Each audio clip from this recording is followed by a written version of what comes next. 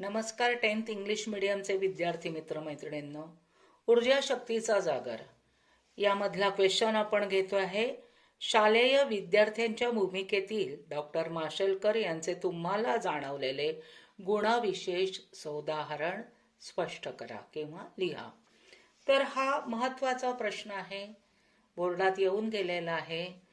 तर यामध्ये तुम्हाला प्रस्तावना लिहायचे, ब्रीफ क्वेश्चन असल्यामुळे. त्याचप्रमाणे गुणविशेष काय, तर घरची गरिबीची परिस्थिती असतानाही त्यांनी अभ्यास किती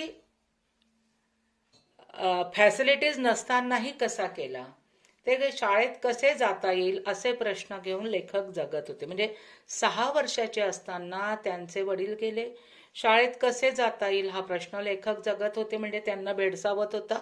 लेखकाची आई मात्र जमेल ते काम करून लेखकांना शिकवत होती. म्हणजे लेखकांच्या सारखीच बेताची होती काय बरं शाळेची परिस्थिती. म्हणजे तिथे काही वस्तू होत्या नव्हत्या, तरी इथले शिक्षक मनाने श्रीमंत होते असे लेखक म्हणतात. 12व्या वर्षापर्यंत पायात चप्पल न घालता ते अनवाणी पायाने शाळेत जात होते. अभ्यासाला पूरक वातावरण नसूनही, फॅसिलिटीज नाही, काही नाही, तरीही अडचणीतून जमेल तेवढा अभ्यास ते करत असत. शिक्षकांचं निरपेक्ष भावनेनं शिकवणं यामुळे लेखकांच्या आयुष्याचा पाया मीन्स बेस पक्का होत गेला असे लेखक म्हणतात. आणि शाळेत भावे सरांनी एक प्रयोग केला. भिंगाच्या सूर्यकिरणांची शक्ती, सनरेज जे आहेत ते कागदावर एकत्र केल्यास कागद जळतो. यावरून लेखकाने एकाग्रतेचा मंत्र व विज्ञान समजले असे म्हटले.